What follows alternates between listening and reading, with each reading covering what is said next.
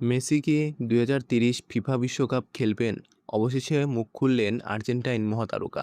Football প্রেমীদের মনে দীর্ঘদিনের প্রশ্ন, আর কতদিন মাঠে দেখা যাবে কিংবদন্তিকে? ২০২৬ বিশ্বকাপের দুর্দান্ত পারফরম্যান্সের মধ্যেই ভবিষ্যৎ নিয়ে কথা বলেছেন আর্জেন্টাইন অধিনায়ক। মেসির ভাষায় তিনি এখনও অবসরের কথা ভাবছেন না। যতদিন শারীরিকভাবে সুস্থ থাকবেন এবং দলের জন্য অবদান রাখতে পারবেন ততদিন মাঠে খেলতে চান।